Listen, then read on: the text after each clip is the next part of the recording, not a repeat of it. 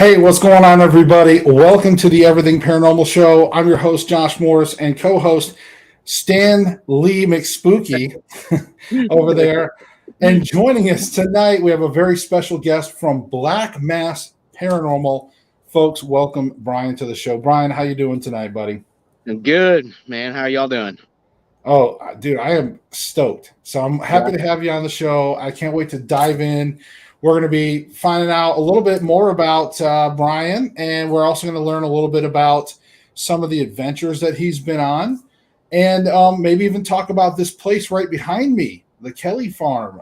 There, we got some interesting stories we may be able to dive into. So, man, let's get to it, gents. And of course, for those of you that are watching right now live, or if you watch us on replay, we are an interactive show. So if you're here live, hey, this is what it's all about, because this is your chance to also get in here and ask questions as well. All right. So Brian, so first things first, tell the folks a little bit about maybe what you got going on currently with, what you do. Like if you were to go to a stranger and they say, hey, what do you do? so tell people what you do, and then how did you get started in paranormal? How did I get started in paranormal? Okay. All right. So I'll start off with what I do now. So I'm actually retired from the Army. I got out a couple years ago. I actually ended up getting injured and ended up getting medically retired. So right now I'm in a position where I am able to do YouTube and do paranormal investigating basically 24/7. I've got some youngins at home that I take care of, in between, but other than that, it's I stay pretty busy. But my life in the paranormal really kicked off about I guess about 14 years ago. So I guess I'll just go ahead and tell you the whole story, because it's a pretty interesting story. Yeah, go ahead. We got time. So I'm a little bit different as far as being a YouTuber and a paranormal investigator.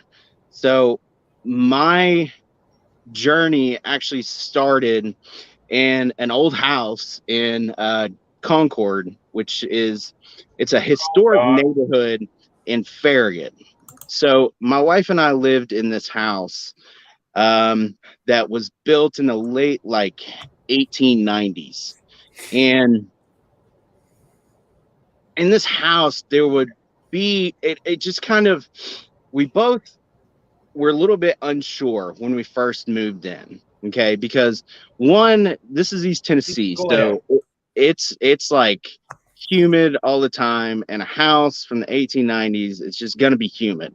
So once we move into this house, we're both pretty excited because we both love history. She's a teacher, and we've got this really cool house, and we've been there at this point probably about 6 months. And we have the regular weird creaks, and it's an old house, so Right. we were blowing it off.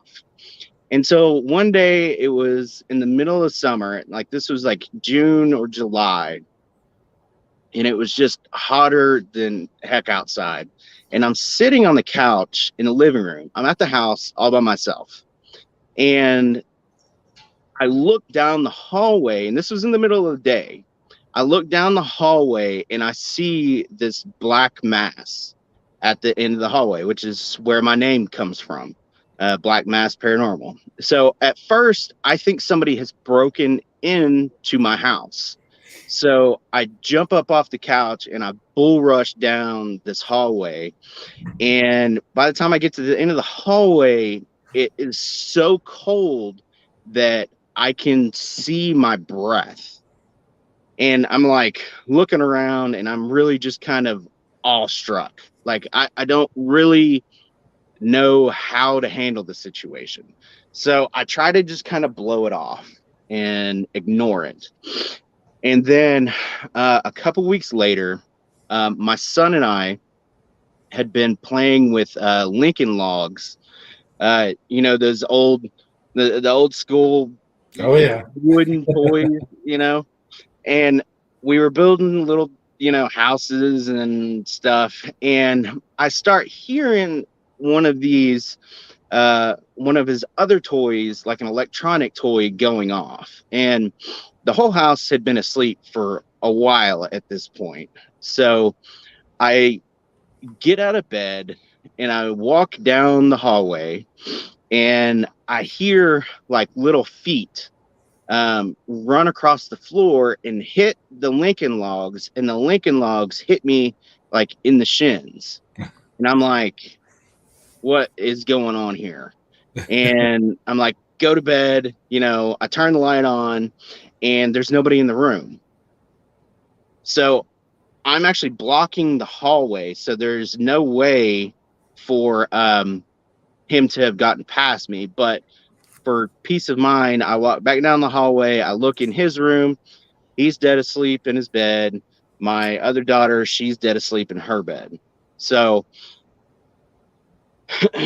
then a couple weeks later, um, my wife at this point is like picking up on things that are out of place, and she's hearing weird noises. And this whole time, like, I'm trying to just kind of keep the peace in the house. You know, I'm like, it's an old house. Just, you know, I'm kind of blowing it off at this point. So again, we're laying in bed and we hear, I hear footsteps on the porch outside. And I'm thinking somebody's trying to break into the house because it's our porch is kind of like the Kelly farmhouse here. Right. With our bedroom, you know, right there.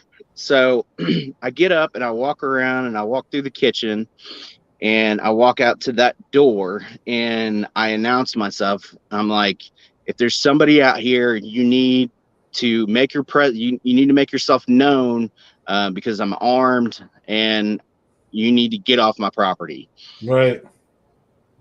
So I don't hear anything other than some kind of like shuffling, like in the wood line. And then I announce it again. I'm like, I'm armed. You need to announce yourself so I don't shoot you and get off my property. And then the footsteps, and you can hear the transition from the wood line to the grass to the sidewalk back up to the porch. And at that point, I do something that I'm not proud of and discharge my gun. And then everything just goes completely dead silent. And at this point, I'm like, what the hell is going on? Because like growing up, like my mom was really into the paranormal, but Right. I talk about that on one of my videos on my channel. So I'm not going to go into that too much because I just don't want to. Right. But at this point, I'm like really starting to like question like the reality around me. Like, and then another night, this is around, we're at this point, we're in like November time frame. Stephanie had just made this like awesome meal and I came in from work. I'm like excited about the meal. And so I'm like, I'll set the table. So I put, you know, all the plates down on the table. And I look down and one of the plates is like spinning in a circle. And I kind of double take at it and I grab the plate, I grab a towel and I wipe the bottom of the plate because I'm thinking, okay, I'm trying to rationalize all this stuff in my head. Right. And I'm like, okay, there's water on this, because sometimes like water will make a cup move or something like that. Right. Yeah. It can. So I'm looking at the bottom of this plate and it's completely dry. And so I set it back down and I look over, and the next seat over, that plate starts spinning. And then it's like a domino effect, like all around this table of these Nice. plates just spinning. And then I slam my hands down on the table and it stops. So then, at this point, like, we can't really like hide. I can't hide what's happening in the house. Like, I mean, I just can't. Like, Right. it's just it's too much. It's happening too often to every single person in the house. And so this is brings us to Christmas Eve. Me and Stephanie, at this point, we're still young. We got young kids. It's Christmas. We're excited. I'm a big holidays guy. So, we're wrapping presents, and then we start to hear this scratching sound coming from the wall. And we try. Sorry, it's my dog. Sorry. We all got them. We try to kind of ignore it for a second, but it gets louder, and it just keeps louder and louder and louder, and it gets to a point where I walk up to the wall and I can hear and like tell how high up this scratching is coming from. Right. And at that point, we were both just kind of like, all right, we're out. And we ended up moving shortly after that. But ever since that time period, I've always been interested in trying to find a way to not necessarily relive that experience, but to be able to back up what happened, Right. to be like, when I tell these stories, I'm like, here, I want to be like, and this shit is real. So for a while I did, just the regular investigating, and I really enjoyed it. I had fun, but I wasn't reaching the audience that I really wanted to. Right. So then that's when I kind of made the transition. And that was the hardest part for me, because I'm sure you know this, that like when you do a real paranormal investigation, you don't just have 30 or an hour or 2 hours worth of footage. You've got like tens of hours of just a camera pointed at a wall, looking for something. So Looking in a doorway, black doorway, looking yeah, across exactly. a black living room. Yeah. And then you're just staring. You go back and you're staring at that same thing for hours, hoping and praying something moves. And you got headphones on, and all you hear is like the subtle white noise of the camera.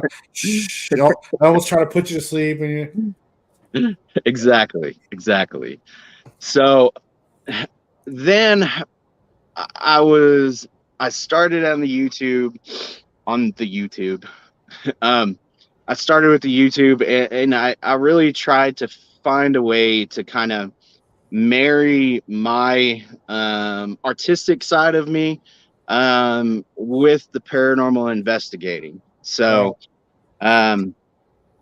I still, in almost all of my investigations, I still set up those cameras, and I still have that. And I'm working on basically a big backlog that I'm going to start offering like memberships on my channel, where, my true fans and enthusiasts can have access to all that stuff, because I mean, it is fun. It's exciting, but also you kind of with YouTube, with that side of it, it's YouTube's more of the work, rather than the reward.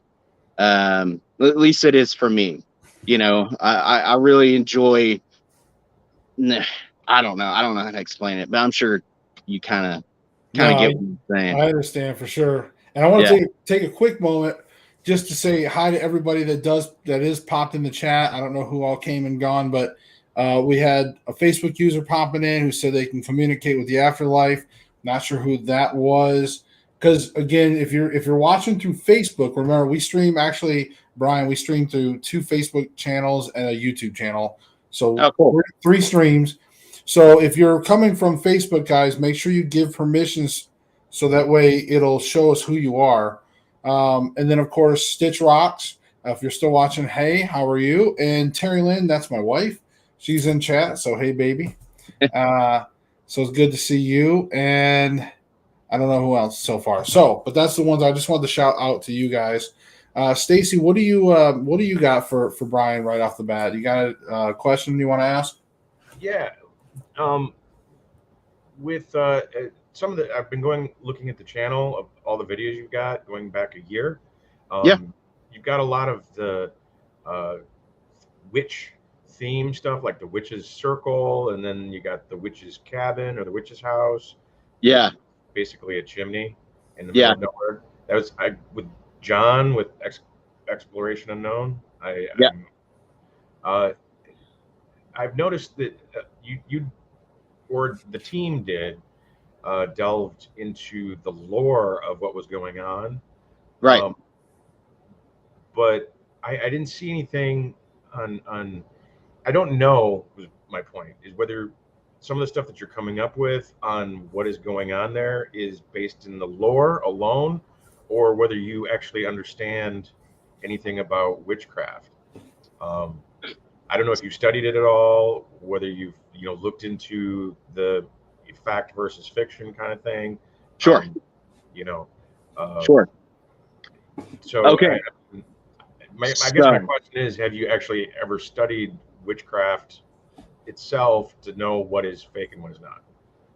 I have, to a certain extent. So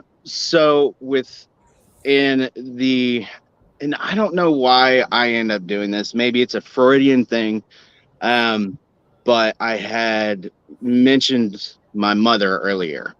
So when I was younger, my mother, when it like the kind of advent of the internet and the ability to reach out to like a whole new audience, my mother became really kind of fascinated with witchcraft.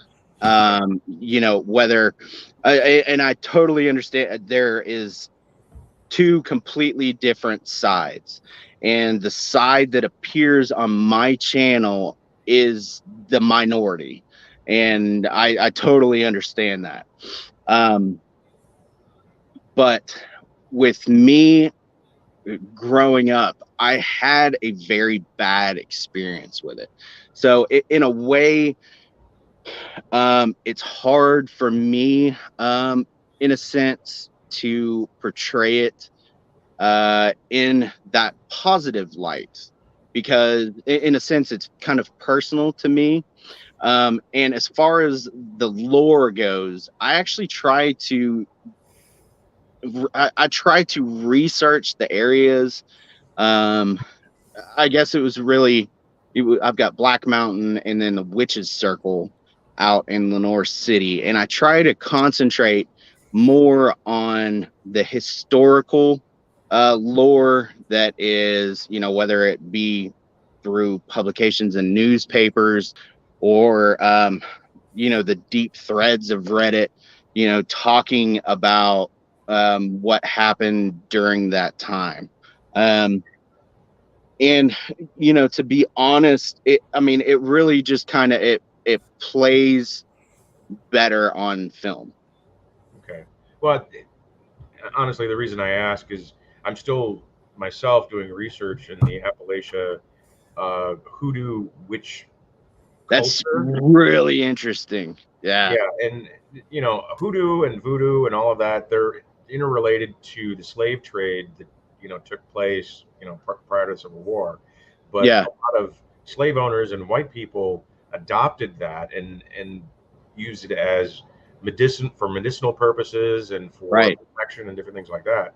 And I just wasn't sure whether or not there was that crossover where the superstition was getting the better of the actual practice or not in some of these cases.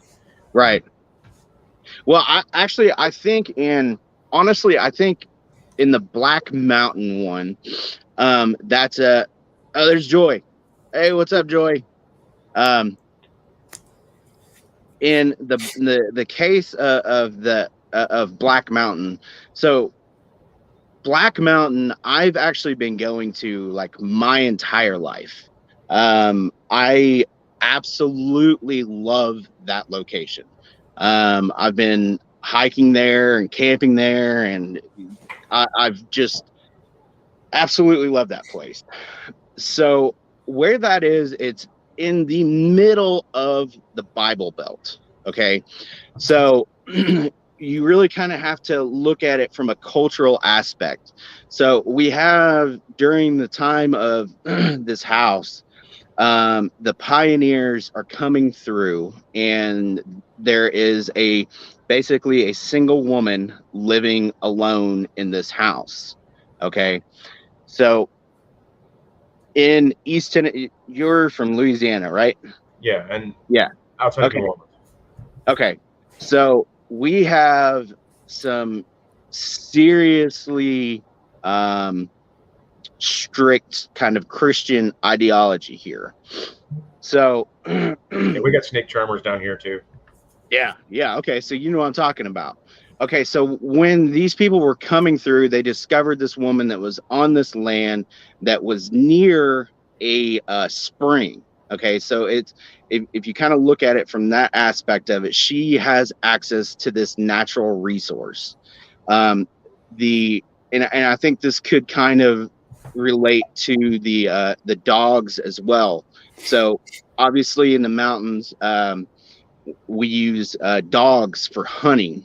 So, but for her, whether depending on what type of the craft she was practicing, she actually could have been in a bad situation where she needed food. Here comes a dog, she ate. But at the same time, she controlled the aspects of the resources in that area because it was on kind of her plot of land.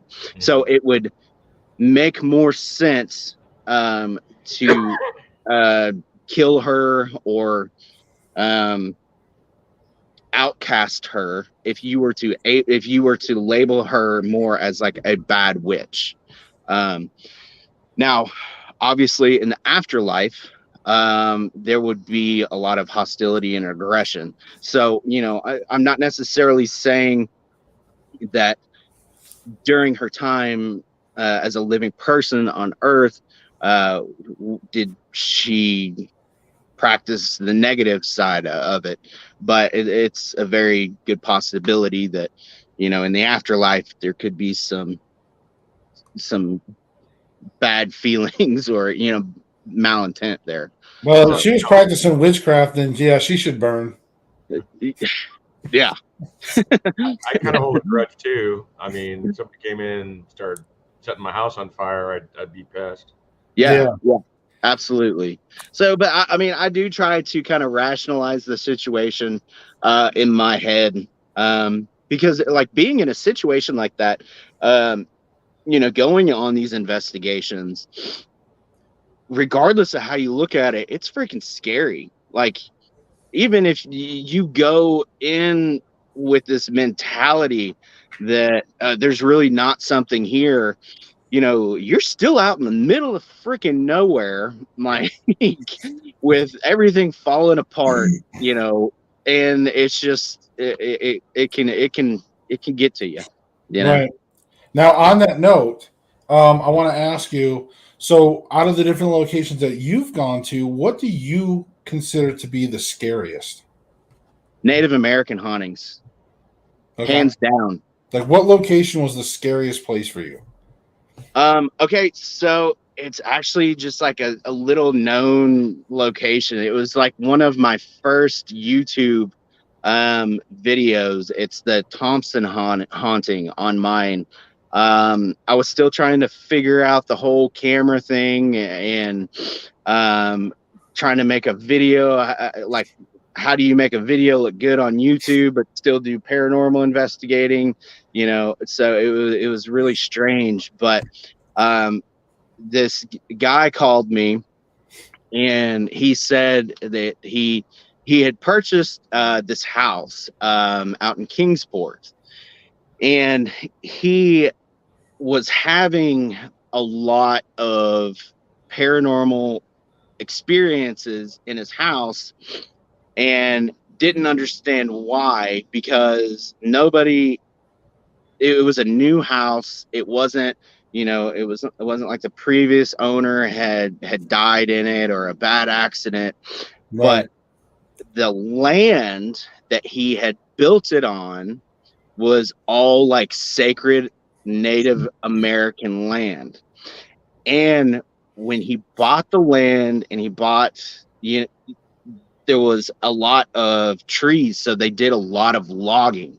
So a lot of the structures that ended up being built on the property were built from the trees from the sacred Native American land. So he gets to a point where he is about to be put on lithium.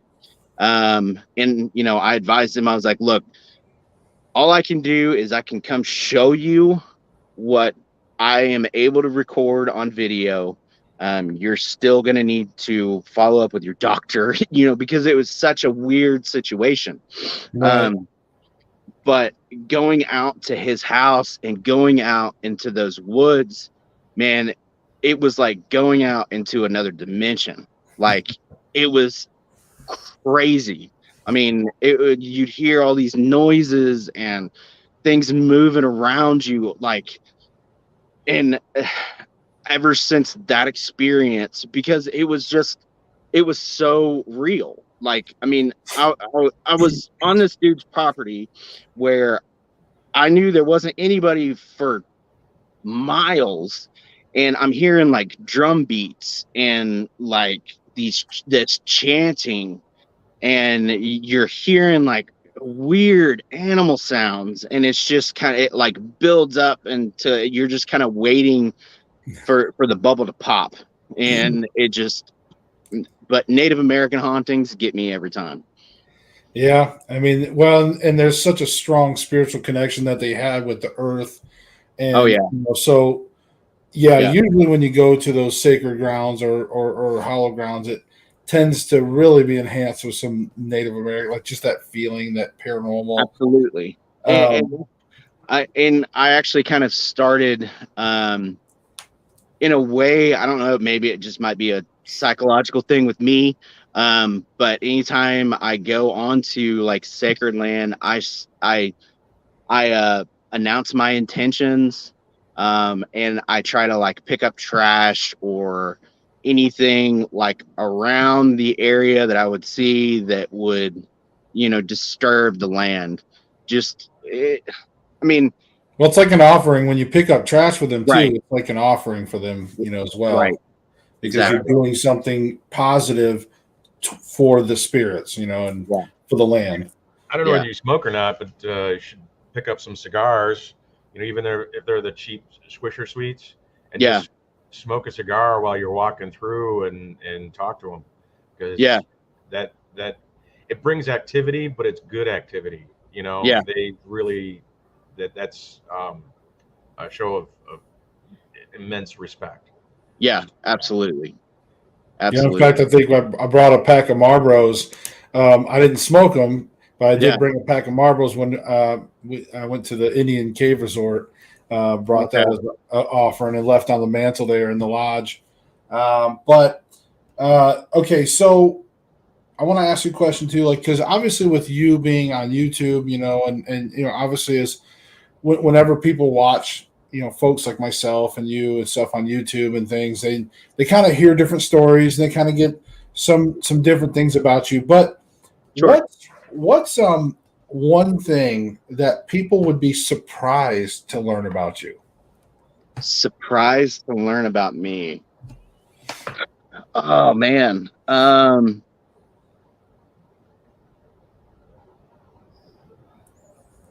It's kind of difficult.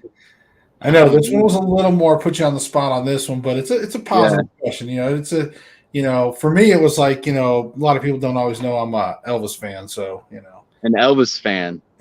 I was a big Michael. Okay. All right. Okay. I cried when Michael Jackson died.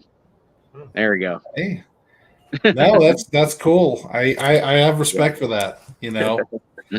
That's Michael Jackson, man. He was awesome though. He was an icon, and he really got a bad rap. And especially for folks our age and things, if anybody that grew up in the 70s or 80s or even right after that 90s, anybody in those generations knew who Mike. I mean, he's such a huge pop star, and he transcended different generations. But certainly when that happened, man, that was horrible. For sure. So Lucky Empress 7 says, hello there. Give us the 411. What's your MBTI? MBTI? I'm not sure I'm following on that one. Maybe is this a code that I don't know? I have, okay. Well, in the meantime, we'll figure that out. Hopefully maybe she'll clear it up, but okay. Anyways, I don't know what that's supposed to mean. But we'll take a quick second. We're about like 30 minutes into the show. I can't believe time is flying already, but we're going to take a quick moment just to talk about one right here, Paranormal Underground magazine. If you guys look right here, for those of you that don't know, you can get Paranormal Underground magazine for free by going to paranormalunderground.net. They sponsor the show. It's a full-on magazine. It's digital. It'll come to your email once a month. Just go to them and tell them that I sent you. You're going to get an entire year for free. You don't even have to use a credit card. You'll probably just keep getting it for free. Trust me. The folks there are great. There's a ton of articles. So if you're trying to learn about all kinds of paranormal stuff, they got some great writers, some experienced folks. I'm telling you, go check them out, guys. And like I said, just go send them Paranormal Underground magazine. Also, we're going to give Brian a chance later to let you folks know everything that he's got going on. So don't stress. Stacy, guys, he's got courses on Udemy. You need to go check it out. There's links for everything below. So Brian's channel, link down below. Stacy's courses, links down below. And for those of you that don't know, I have a show. It's an original show. It's on Paraflix. It's a streaming platform. The show debuted last year. We just got done filming like 3 episodes. I'm so excited. We've got special guest stars this season. It's a great show. So it's got a unique twist. And for those of you, we're going to show you something right here. This is kind of our little commercial break, if you will. So don't go anywhere. Make sure you watch this. Just give it a quick second. Here we go. Let me see. Here we go.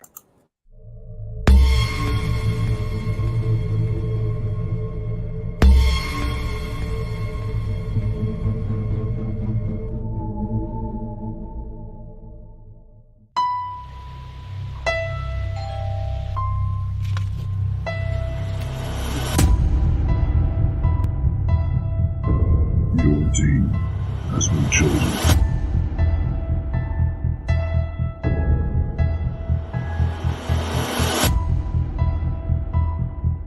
You must complete all of the tasks.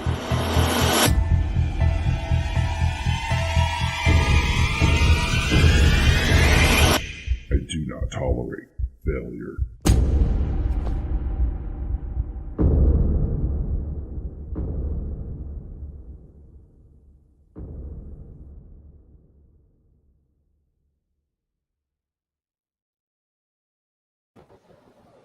All right. So if you guys want to, if you don't have Paraflix, what are you waiting for? Seriously, it's like $3 or $4 a month. There's a link down below. There's a promo code you guys can use. It's Para Explorers 10. Again, it's down in the comments below. But it's Para Explorers 10. That's the name of the show, Para Explorers. That's the name of my show. And you're going to get 10% off for the first 3 months. So guys, if you love the show, go get it. And guess what, folks? I can't tell you. I'm not going to tell you which episode, but this guy down here, Brian, yeah, he guest starred in it, and I can't tell you what happened. It's unfortunately it's super secret, but I can just tell you some cool stuff happened. We got some amazing footage. But if you want to see Brian in it, it'll be coming out. I think our Brian's episode is probably going to air probably beginning of July. So I know it seems like a ways away, but trust me, we just wrapped up filming. There's a lot of production, post-production, things like that. So, but guys, it's coming. All right. And you're not going to want to miss some of the other episodes that are getting ready to be released because they also have some amazing guest stars like Brian as well. So I'm excited for that, Brian. I can't wait to show folks what we filmed. And you know what? I'm going to tell you something, guys. For a taste of what we did, I'm telling you, this place right behind me, Kelly Farm, me and Brian got a chance to film there together, and he just tonight at 6:15 p.m. I got the notification, like maybe some of you did. He just released the video, and you can see me in there, and we had some amazing experiences there. That place was great. Yeah, you want to talk about it, Brian? You want to talk about your video? Yeah, man, I'd love to. I mean, this is like one of my favorite places on the planet, because it's got like everything in this thing. I mean, it's got the shadow figure, like, in the paranormal world, like the shadow figure to me is kind of like the Holy Grail, really, and this thing has been documented in this house, not just by like one person, but like on multiple occasions. And it really kind of, to me, makes you think like, what is this? What's really happening here? Is it Native American?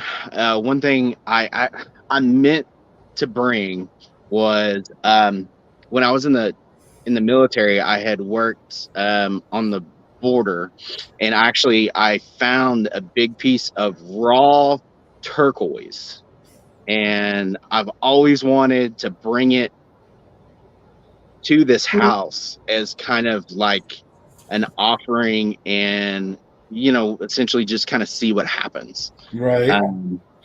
But the voices in this house and the sounds are just like amazing. It's like everything like that you talk about, whether it be the stone tape theory, the shadow figures, EVP, disembodied voices, everything happens in this one location. And it is scary as all get out, because you never know when it's going to happen. And you're like, when you go to this location, I mean, you got to walk, Josh, I mean, that's a long walk, especially if something happens, like you're in trouble. Like, yeah, you're like a good solid. That was probably a solid, what, mile, maybe? Yeah. It was a hike. That's just to your car. That's not to civilization. That's just right. to your car. Right. Then you gotta go, and yeah, dude. But yeah, Kelly Farmhouse, man. It's I love that place. It's amazing. It's got so much. It's got East Tennessee, like personal history there. You got the farmers. Raising children there. You got the Native American aspect to it. And then there's been like cryptids seen there. There's some sort of large winged creature that has been reported there on multiple occasions. And the more I think about it, when I was talking about earlier, I think before we were on here, the red eyes, I kind of think that red, whatever it is, I mean, you can see it in my video, might have something to do with that particular cryptid. So Right. Mothman? And I don't, and I'm going to let Stacy ask you something here. I just want to say, folks, if you have not, I mean, obviously he just released a video like a little over 3.5 hours ago. But if you got to go to his channel. If you haven't subscribed to his channel, it's Black Mass Paranormal. Links down below if you need. But go there, subscribe, hit notification bell, and watch his video that he released tonight. I'm telling you, it's really good. I got a chance to watch a lot of it. I'm going to go back and listen with my headphones because I didn't get to hear the audio very well today. I was watching it in my work van or listening to it ish. Anyways, I wasn't driving. Yeah. Don't ding me for that. But anyways, go watch it, folks, because we don't want to give away too much. There's a lot in there. Anyways, so Stacy, what do you got for him? Well, I do want to point out that you were doing this at the height of a lunar eclipse. Yeah. The lunar eclipse creates a shadow of the Earth on the moon, which makes it look blood red, which is why they call it a blood moon. That there were several points where you were glancing at the windows upstairs, the glass, and you were hitting the blood red moon as it was going through, and it looked kind of freaky because it looked like there was an entity that was going on inside, but it was actually a reflection of the moon. Something that is completely anomalous to that moment, but at the same time it was pretty freaking cool. You gotta dude. I don't know whether the two eyes that you saw were a reflection off of that. I don't know if I can show this, but this was a picture. If you look right by the house with some of the moon, you can see the moon was in all its awesome blood moon there. Blood moon. Just caught the moon by the house. I just thought I'd share that photo with you guys. This is when we first when I first was going there to hike up the trail and check things out. But anyway, I just thought I'd share that. Well, another thing too that I've noticed, and you're not the first one to say this with the winged creature, in that whole region, you have the Appalachia, the mountains, with the Mothman prophecies of the Black Mountains. You got the Smoky Mountains. There's supposedly a really sophisticated cavern system throughout those mountains that these cryptids seem to pop out of in hotspots. And I don't know if there are caves in the area that you know of, but they're all over of caves. An interesting piece of Tennessee history. So you've heard of the Tennessee Vols and Neyland Stadium down in the downtown where they play. Every couple years, they actually have to pump concrete under Neyland Stadium to keep it from collapsing because there is a cave system that is underneath Neyland Stadium. So I mean the caves, they run all around through here because everything it's all limestone. It's all limestone. The Mothman, isn't the Mothman prophecies with Richard Gere and all that made it sound like it was completely local to that region with the bridge and all of that. But all throughout that whole area, I mean, there's Hellier that they recently done a documentary on with the Mothman and little baby Mothmen. Basically, they look like elves, but same creepy eyes. They take small animals, cats and dogs, into the caves and steal them away and things like that. The whole region has just got like something or a whole civilization, it looks like, of cryptids that just do not come out to play very often. Oh, absolutely. And it makes you wonder, Brian, like you did a video on the feral people of Appalachian Mountains, and it makes you wonder, like, I wonder if the feral people, well, one, obviously you're trying to uncover the truth behind that.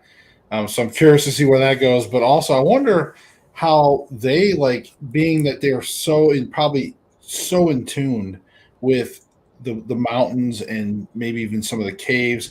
I wonder I wonder how they interact with like the cryptids, or like that'd be interesting to learn. Yeah, man. I mean, really, to me, I just think it would be almost arrogant for us to be like, we know every single species out there, and there is no chance that there is anything else. I mean, that just to me, it just seems arrogant to think like that. Right. Well, I think we only discovered gorillas like a little over 100 years ago, I think. Yeah. Oh yeah. I mean, that's nothing. Yeah. Yeah. It's crazy, and not trying to be like, I'm not trying to be political, but it was something I read. We actually mark more species of animals onto the extinct list than we add to the newly discovered list, because there is more money and in being able to say this animal no longer exists, and we can, so I don't want to get too far into it, but it was kind of an interesting fact that I learned. But oh yeah, and that's cool, because I would love to, like, it seems like growing up when I was a kid, it seemed like there was even more documentaries about exploration and sea voyages, and Jacques Cousteau, and then his son, and underwater adventures, and all. There was a lot of like discovery type stuff. Whereas now we're not seeing that. I'm not seeing that type of adventures like we've seen the explorers, the only explorers we have now is, of course, like folks like us, like Urban X, urban explorers, and we're exploring our own abandoned stuff. But you know what I mean. So, but anyways, but yeah. So I want to ask you a fun question. We've asked some pretty heavy questions and some scary stuff. So let's say we all know, like in this industry, in paranormal, right? We pass away, and there's ghosts, right? That's what we seek in paranormal. We seek ghosts. So if you were to pass away in the future and come back as a ghost, what would be your ghost outfit? What would you be seen in as a ghost? Got to be my hat, my overalls, and boots. Overalls. That'd be interesting. I honestly can't think I've ever seen a ghost with overalls. Yeah. So I love my overalls. It's just right now it's too freaking humid, and COVID, I got fat, so I can't go shirtless anymore. Yeah. Right? Yeah. Oh, I know. Nobody wants to see me without a shirt. Trust me. Oh, that's funny though. Now, what's your favorite piece of equipment? Like, everybody likes their own little, sometimes recorders, K2 meters. What's your favorite piece of equipment? My digital recorder, my voice recorder. I think there's something special about that. I'm trying to find a way to put that side of it in my videos as well. But when you are asking questions and you get that response, and then whether you listen to it at that moment or down the line, you go back and that response is still there, and a lot of the times it's relevant to the question that you asked. Like, it just kind of creates this, I don't know, man. To me, it fascinates me. Right. And it creates such like a personal experience. And I guess maybe that's kind of why. I mean, obviously, if I catch something like really amazing, like in the time, then it'll be shown in my videos. But a lot of the times, I I'm listening to it like by myself, and I'm like, it's just like such a personal connection. Right. Yeah, if that makes any sense, or it makes me sound like a total nerd, but whatever. No, and in all honesty, I love the recorders. I think you have the Yeah. similar one, right? So Yeah. I love EVPs. It's one of my first loves back in the old days, and it was the first thing to really cause me to kind of cross over into truly believing in the paranormal. Yeah. And it you're right. There's a very special place and an Yeah. intimacy with Yeah. EVPs, and It's like romantic. it's almost becoming like a little bit of a lost art Yeah. because more people nowadays like they see, oh yeah, the EVP thing that was done so like those early 2000s on all the ghost hunter shows and all that. We heard EVPs like that's and it's almost like investigators nowadays, they want more instant satisfaction. So they want that K2 meter to light up. They want the spirit box to just, to have the talk. They want that instant now. Whereas with the recorders, you have to kind of ask your questions. Then you got to go back. You don't really know anything during filming. You got to go back. You got to go to the studio. You got to listen to the hours of, EVP footage, see if you get anything, then you got to isolate it. It's a lot more work. Yeah. But at the same time, it's one of the best devices for capturing paranormal. Yeah. Yeah. And in my videos, I don't know if it's something with me or what. I mean, I'm really, I don't claim to be an empath. I don't claim to be a psychic. I'm a very, very technical person, but I'm learning that I have, I don't know if you would say abilities or, and you saw it. You got to see it like firsthand when we were in the Kelly farmhouse. I'm like, put the EMF detector over here, and as soon as you did, it lit up. Like, right. I kind the of first thing to do to improve that, own it. That? The first Own thing it. you do to improve that ability is to own it, because as long as you keep denying that, saying I'm not an empath, I'm not a no, you are. Everybody is. Everybody has that ability. We are hardwired with a quantum computer in our brain that captures data all the time. We just don't understand what that data necessarily will be. So, I mean, the terms we use, like witch, is kind of derogatory, but things like psychic, I really hate the word psychic. It's on that same level. But everybody has that ability. And the first thing you need to do in order to improve that and understand it is to own it. Yeah. Just say, I've got this, I'm still working on it and still sensing and figuring it out. But, you got to say to yourself that this is a real thing. I have it. I just have to work with it. Like, you suddenly sprouted wings. You can't deny that the fact you got wings on your back. You just don't know how to use them yet. Right. And that was one of the things that I wanted to get a chance to talk to you about, Brian. And, is I really think you do need to work on harnessing your intuition, because when I was with you, again, it's like as an as I was observing things and, having my intuition, it's like it was nice to see that your intuition was guiding you in the right places. Yeah. And so it was like, okay, this guy's got some intuition. This is good.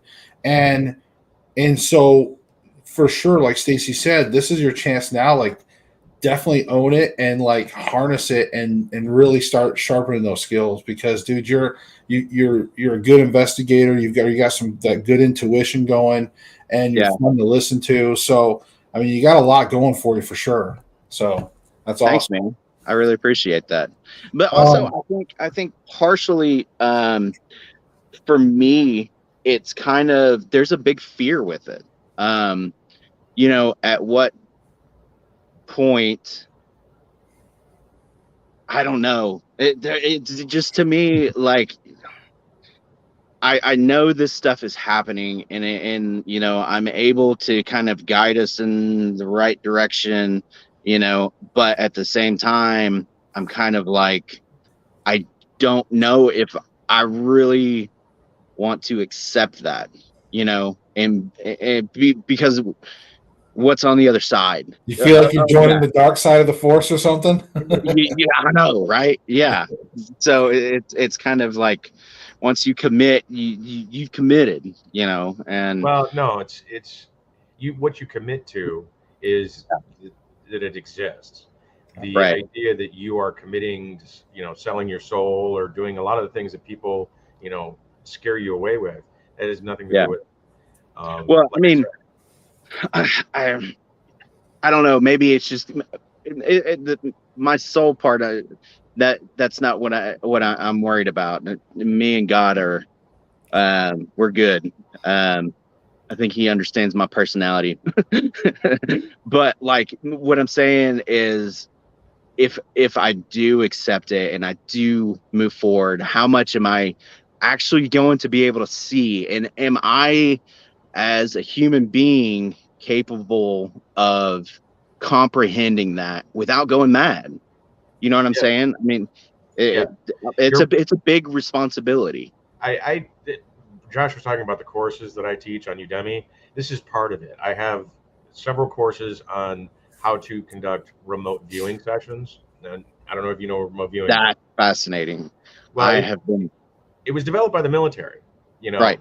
Yeah. and I was trained by Major Ed Dames when he went, you know, retired as a civilian, but it was like boot camp when I went, and I mean, I'm telling you, I was really like boot camp. It was hardcore, you know, Yeah. training, but um, there's things that happen inside the brain that prevent you from going bonkers at any given time. It's actually called Okay. the lemon. The lemon, which is where we get the word subliminal, Yeah. is the guard or the doorman to prevent too much information or information that can do you damage from actually doing these things. Okay. Your brain will prevent you from being harmed by information that comes in because it already knows what you are susceptible to. So say if you have PTSD, Yeah. it's going to prevent information that will take you to a point where that can trigger you because your brain has already decided that this kind of information is unhealthy. Right. Even though that information is still coming, your brain will protect you from it. Dealing with the Interesting. dead, like in movies, they do a lot of popcorn shots, you know, Yeah. where a ghost will, you know, come from in the mirror right behind you as you're like shaving or something like that, and it's a popcorn shot, and you freak out. They don't really do that in real life. Yeah. So when you start to see things, it's going to be in a semi-focused kind of thing because you are giving permission to that lemon to allow it to happen. Um, it's there's a lot of science involved with this. Yeah. You know, Well, that I Stanford mean that Research makes sense. Institute already did all of this research, cost like $20 million, but it's really valuable in helping you get past a lot of the um, phobias that you may have within yourself, standing those first, Yeah. because your brain is actually wants to give you all the information that you want, but it doesn't want to give you too much information that can hurt you. So Yeah. and Okay. that's where it all comes from. The difference between the conscious mind, the unconscious mind, and the lemon, which is in between, that, you know, governs the flow back and Right. forth.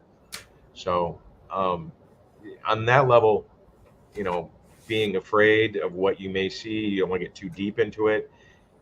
It will, like I said, spigot that just what you need when you need it, and that's Yeah. you know, the safety Huh. valve. Okay. So the good news is, Brian, as you're growing in your intuition and your spiritual abilities, we got your Yeah. back. So Yeah. Sweet. we got That's your good back. to know. That's good to know. All right. So another. This is a question I love to ask all my guests. You know, and this is something, again, this will be for your viewers too, to learn a little bit about yourself. But if you could go back in time for one day as, like, say, a ghost. It's observation only. You can't change the history. But let's say you go back in time for one day and observe something. When would that be and why? Honey, come get him.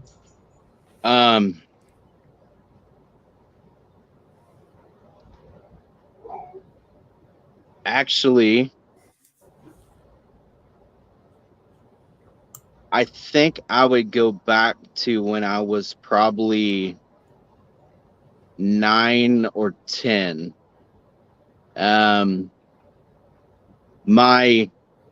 We lived in this house that behind our house, it was just for miles nothing but woods and farmlands. And I'm laying in bed, and my brother starts just screaming, like, I mean, bloody murder. He is absolutely terrified. And his window faces this farmland. Okay. Right.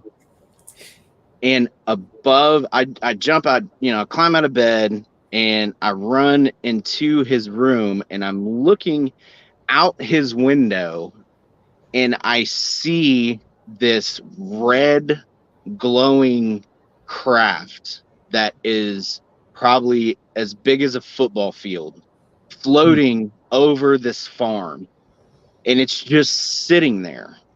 And my brother at this point, he's still just screaming his head off, and I remember looking out the window. I remember him screaming, and like him like going, "Hey, what's going on?" And I'm just like staring at this thing above the wood line. Right. And then my mom comes running in, and my dad's coming running in, trying to get him to calm down. And like the whole room just like at one point just goes completely silent. And then this thing is just still just kind of sitting there. And then it's just like gone. Like, I mean, just gone. And to me, I guess that kind of, in a way, got me into the paranormal as well. But experiencing that, and not to be the only person that saw that, like, that was such an amazing experience. And I mean, even though I was young, so I would like to go back, and I would like to look through it through my eyes now, Right. and see, what it was. I don't know, man.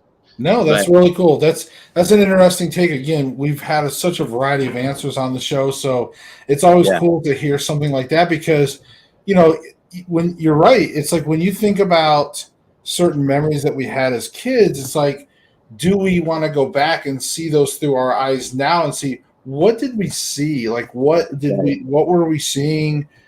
How were we comprehending this, especially when there's other people, that were involved and they seen the same things and stuff like that.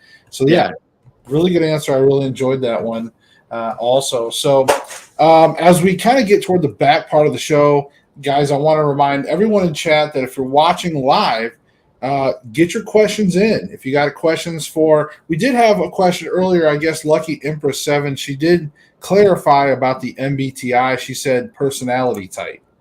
So I don't know if she was addressing all of us or addressing you, Brian, but personality type, do you want to answer that one? My personality type. I'm a big believer in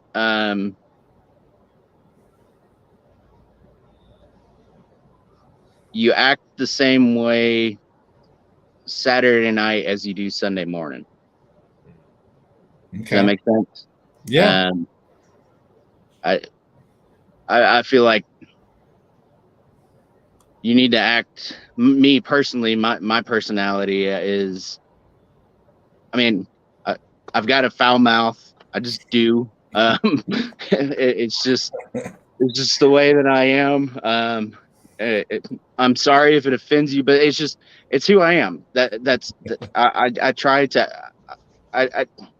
My brain, I can't comprehend being different people. Like, I just right. can't.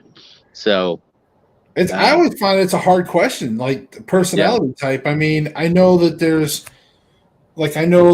technical terms for different personality types, but I feel like I don't even know how to describe myself other than a-hole, maybe a-hole type. With a side of I'm respectful to people, but so I don't know. But well, Sex in the City, I would be a Jessica, and Josh.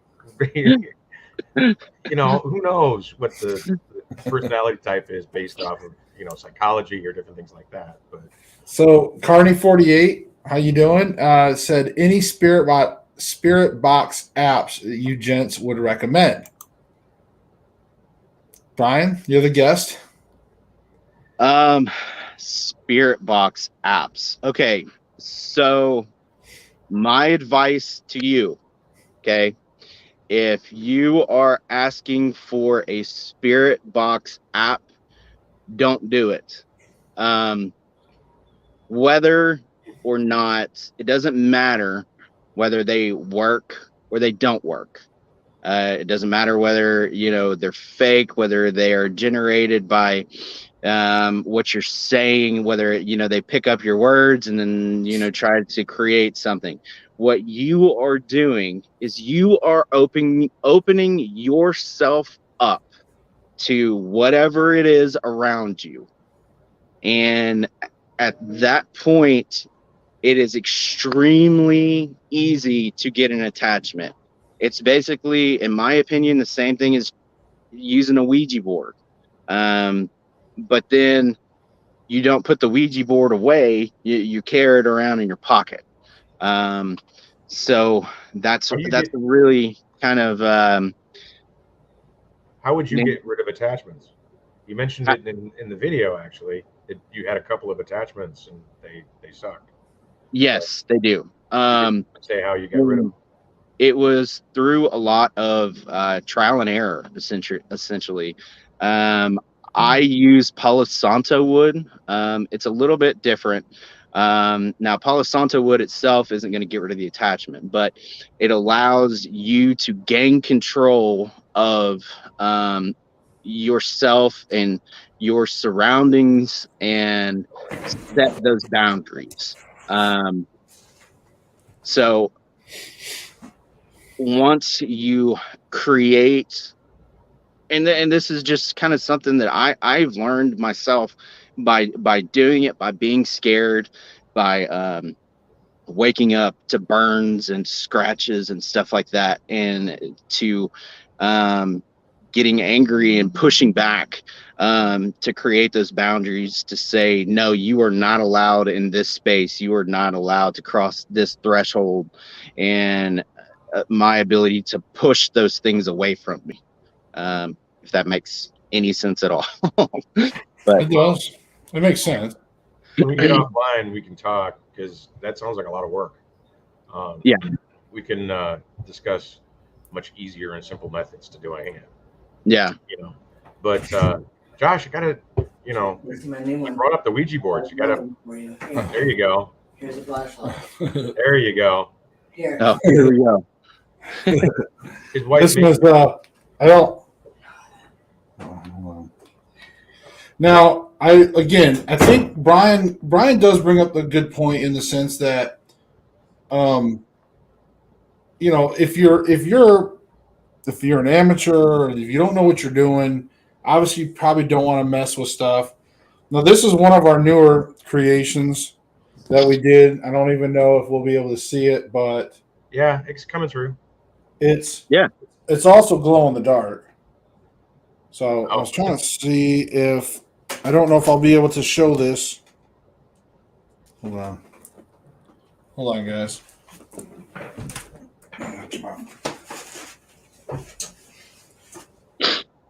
There we go. I guess it's kind of hard to see, but because the lights from the monitors, but it does glow in the dark.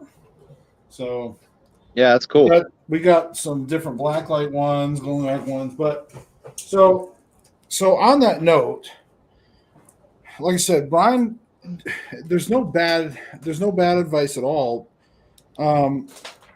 if you, especially when a lot of people that watch paranormal investigators or shows like this, they sometimes run out and they get spirit boards, they go and do some of this stuff and they don't protect themselves. They don't open and close things. They don't do certain things to control the situation. And again, that's where that sort of level of experiences comes in.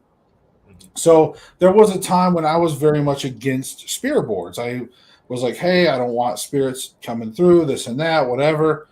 But over time, as I've learned how to control things with, through spirituality and all that stuff, again, each step of the way you learn and you get better, you learn things and you do things. So, so again, that's why I just wanted to make sure, like with what Brian says, I back up everybody. I think Brian, to back up his comments, like to Carney 48, what Spirit Box apps, you can use them, but make sure you know what you're doing. I mean, you can use like necrophonic apps, a very popular one, things like that, but make sure that you're opening and closing. And if you need to, you can watch videos in the past where we talk about opening and closing sessions, how to do those things. Make sure you educate yourself. Just don't go do it without knowing those things. And that's why Brian brings up a good point. If you go and just start doing those things, you can open up the door to things and start getting attachments to start carrying that stuff around. And that's to Stacy's point, is also you need to learn how to control these things if you are going to use these devices. So no dabbling. Dabbling this is not a game. No, it's not. It's like it's not as dangerous as a firearm, but kind of close. If you are playing with a firearm, you're going to end up shooting yourself in the foot, in the junk, or in the face. So don't dabble. It's respect what you're doing, because it bites. Yeah, for sure. Man, I wish I would have sent you that picture of the burn that I got. It was, I had been out on an investigation, and this was still kind of early on, and I was just getting into the house. I didn't set my boundaries yet. I didn't really know. I mean, I knew what I was doing, but at the same time, I thought I was safe. That night, the investigation, there wasn't a lot of activity that had happened. It was kind of a dull night. So I came inside, I laid down, and I went to sleep, and I had a dream of like this little boy that was trying to talk to me. And I couldn't understand what he was saying. And I remember and I thought I was dreaming. And I sat up and I was sitting on the edge of my bed, and I looked over and he took his finger and he stuck it right in the center of my chest. And I then got up the next morning and I walk into the bathroom and I've got a burn right in the center of my chest. And that shook me like big time, because it was that reality of kind of the intertwining of the spiritual world and the physical world. And like you said, it can be like a gun going off. And I struggled. Right there, you have a chakra point. It's called the heart chakra for good reason, because it's right over your heart. But it is a focal point that is you're not only your center of gravity as a man, but also your spiritual center as well. If you're misaligned on that, where you're not, in a perfect space or a good space, that chakra will be the one to take the brunt of it. And some people can actually see from afar, exactly how screwed up that is, and they can, fix it and things. But it's an early indicator of physical, ailments later, or relationship things to deal with, marriage and the household, and basically anything that is an emotional attachment, like even a dog, children, things of that are not right. I don't know what was going on at the time, but It's What you're saying is right. It's exactly right. It's yeah. Well, and And I think, and this is something I really want to, because Carney48 says, since you recommend against spirit box apps, what equipment should folks invest in to investigate the paranormal? And of course, Jennifer said she remembers Brian, you telling your audience about that moment as well with your Yeah. chest. I would say this too, that look, all investigators start somewhere. right. There's a journey and there's an Yeah. evolution as you go. There's a lot of investigators that don't always complete the journey. They give up. Yeah.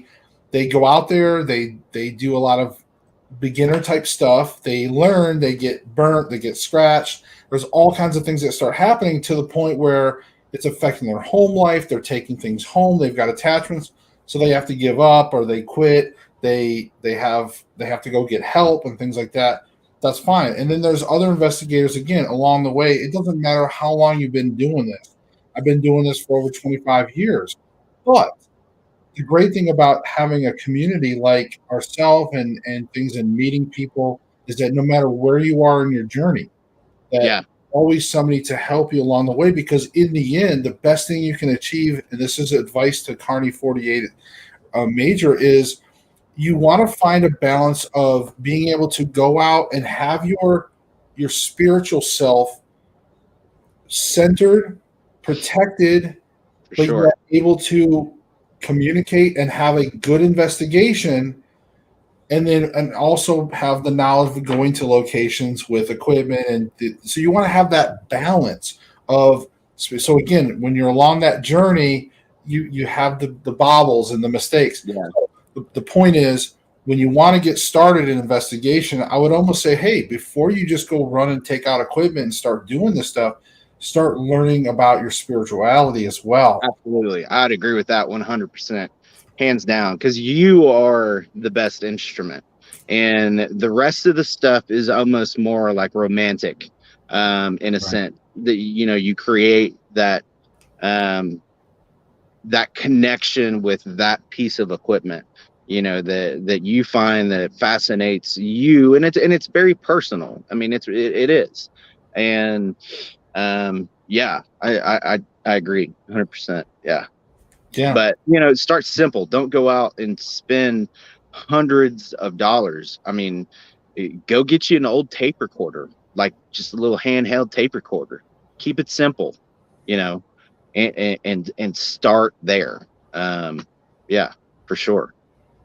Yeah, some of the basic equipment, and like you said, yourself is always the best. Once you get yourself where you know how to handle yourself spiritually, protecting yourself, there's a reason why I wear this to investigations. This is programmed to allow communication, but protect myself from some of the bad stuff. There's a reason for Florida water, and there's a reason for a lot of things that beyond there's like maintenance, like brushing your teeth, like Stacy always says, like it's almost like brushing your teeth, washing your hair, all these things. There's things you do that for your spiritual things. Right. When you collect up that gunk of paranormal that you've been collecting at investigations, there's a way to wash that off of you. There's a way to do these things. So anyways, but I don't want to take too much focus and turn this into like another tutorial video on things. So Brian, as we wrap up toward the back of things, again, I think we've covered some cool things. We've talked about some scary locations, some fun questions as well. And what about some funny moments that maybe have happened to you while you're out filming or on a location? What's some of like the funny moments that you've had? Oh Lord. Well, so there's been like a ton of them, and especially with the guys, investigating now with John and Josh. We've became like really close. Like, I mean, it's there's situations that you just get in, and if you see it on camera, like almost like people feel sorry for the person, but at the same time, like me, John, and Josh are just kind of laughing at each other and, you know, having a good time, you know, whether it's, oh man, I'm trying to think. I mean, there's just so many. I mean, obviously there's tons of falls that you don't see on camera, you know. Actually on my Friday the 13th video, I did show me busting my ass. Yeah, I just completely face planted. There's like falling in water, you know, you're dropping equipment, you're breaking stuff, and at the same time you're like so frustrated that you just broke this awesome piece of equipment that you worked so hard to get, but at the same time you're just kind of like, it's part of this mess of going out and investigating, you know. I mean, but it can be pretty hazardous. I mean, we're out fumbling around in the dark, you know, and yeah, crazy places that are not very clean or sturdy or stable. yeah, dude, absolutely. You got people, whether they be like homeless people or just angry people coming out of nowhere. Yeah, I had one guy come out and start yelling at me, and like he it was kind of funny because I mean, in my video.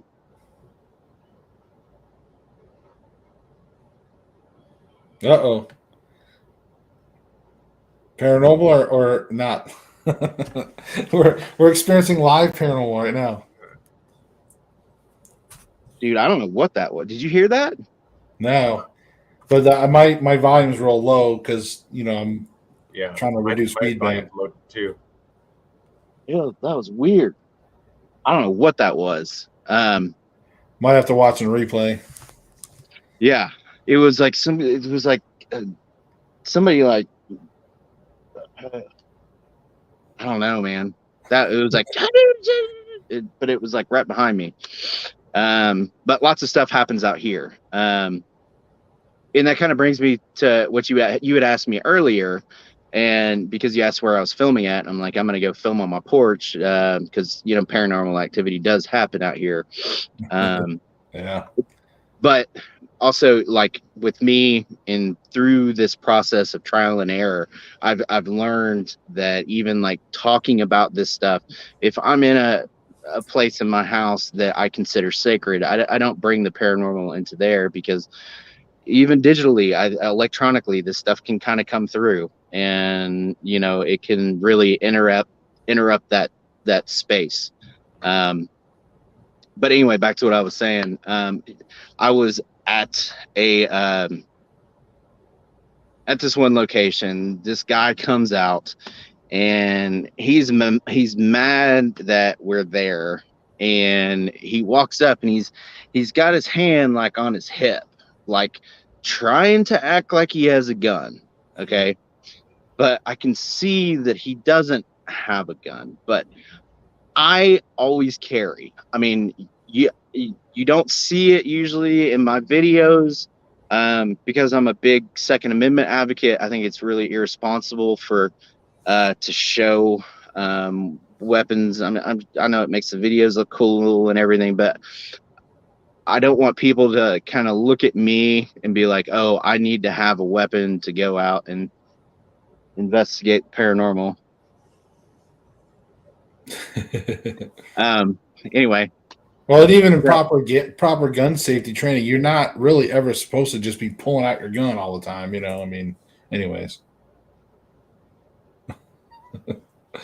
See what I'm talking about? You just lost your light? Yep. And it's plugged in. Now it's like, now you have an artistic look. Now you have some side or backlighting, you know, gives you a little depth now, and there's a little cinematic look to it. Now it look cool, right? I keep getting interrupted, man. I'm sorry, but yeah, it was one of those situations, and he was like showing, and he kind of like was acting, and I looked at him. I was just like, look, I don't know why you're acting like you have a gun, because I do. And then he was just kind of like, oh, well, you know, it was a stupid situation. Like, I don't know. It's something that if you go out and you go explore some places that you don't really know, there's a good chance that you'll run into that stuff too. So, Yeah.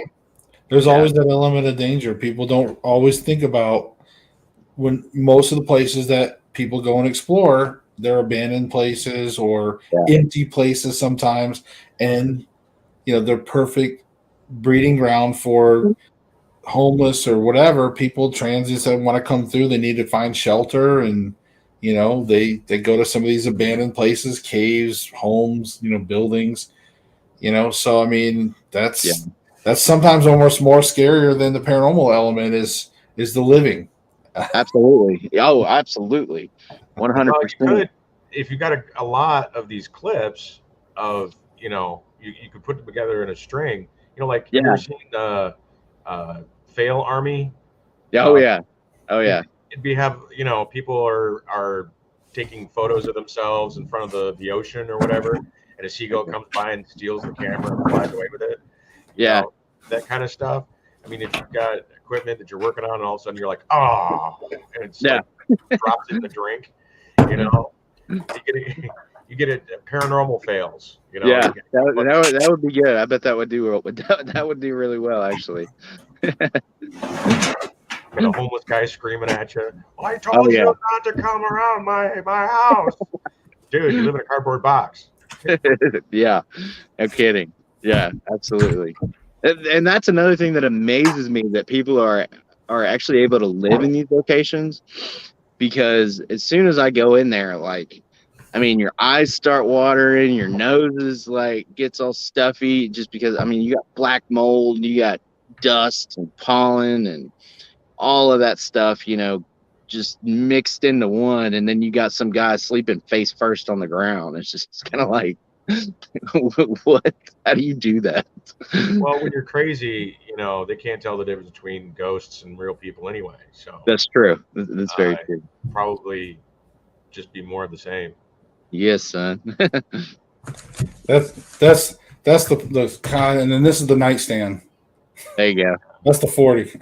Nice. See, that's the place you can show, like on camera here. See, but you're right. I totally agree with you. If you're carrying, obviously, don't be, guys. I always hate that too. And when you see some videos and people are like, pull out your gun, like dude, you leave it in your home. Do not. I was always told, look, you don't pull out your gun unless you're like really actually ready to use it. Yeah, we're gonna use it. So, but in any case, guys, we're getting ready to wrap up. So I want to say it's been a fun hour and a half, guys. We sometimes do hour shows, sometimes do hour and a half shows. Rarely we do 2-hour shows, but I've got to film tonight, so I'm going to be taking off here in a second. But hour and a half of fun, Brian. It's been a pleasure to have you on here. It's been Thanks fun for having me, man. Tell the folks quickly what all stuff do you got going on? What can they expect from you here in the near future?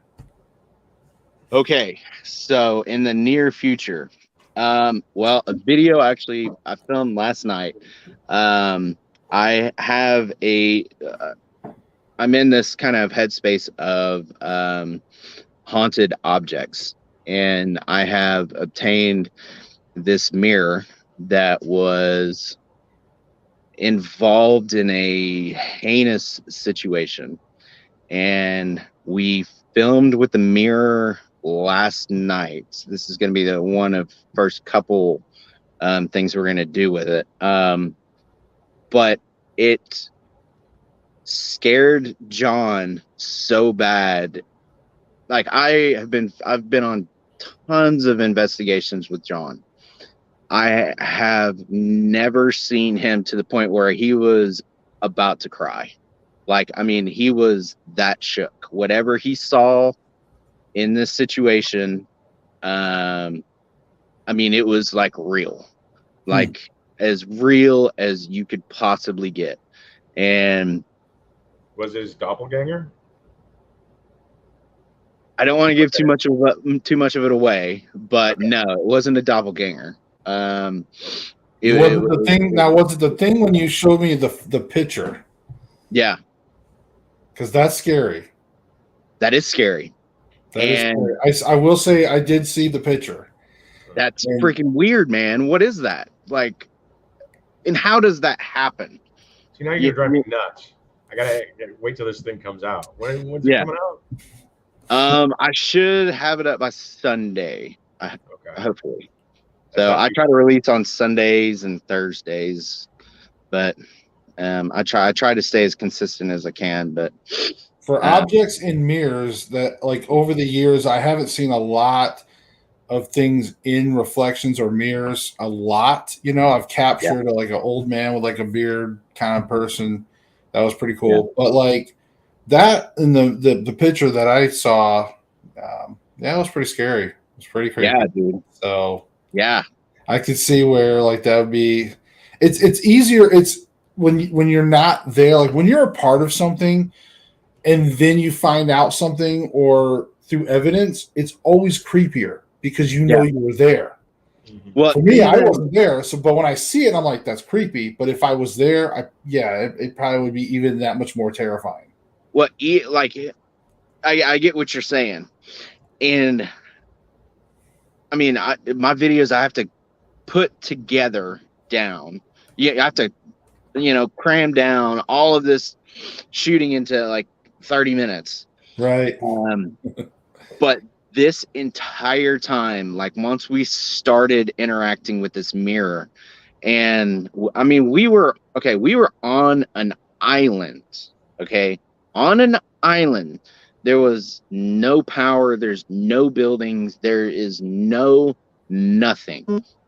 And on the EMF detector, it was going to red.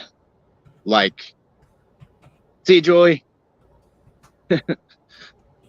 She's cool. It was going to red. I mean, like on command. It was the scariest interaction, not to mention the transport of this thing, the events that occurred while I was transporting this thing. I got him on camera. So, dude, it was wild. It was wild. So, all right, don't say anymore. I've been driving me nuts between now and then. Yeah. So, folks, you got a little bit of tease of what Brian's got coming up. So, stay tuned. Brian's got a lot of great videos coming up on his channel, and he's told me behind the scenes of some future projects that I am super excited. And we also may be working on some future projects together. Brian and I have talked about some things. So, folks, and also don't forget, Brian's going to be in an episode of Pair Explorers coming up and probably being released in the beginning of July, and some other guest stars coming up before that. So, guys, don't forget to check that out. So remember, we do this every Thursday night. We do a live show. We talk about everything from UFOs, cryptids, ghosts, like interdimensional stuff. I mean, you name it. We talk about all kinds of craziness on this. And sometimes we have equally as crazy guests. Not that you're crazy, Brian. I'm not talking about you. But we have some crazy cool stuff. So, guys, come here every Thursday night at 9 p.m. for a live show. Folks, remember, we'll see you next week. And don't forget, seek the truth. Peace. See ya.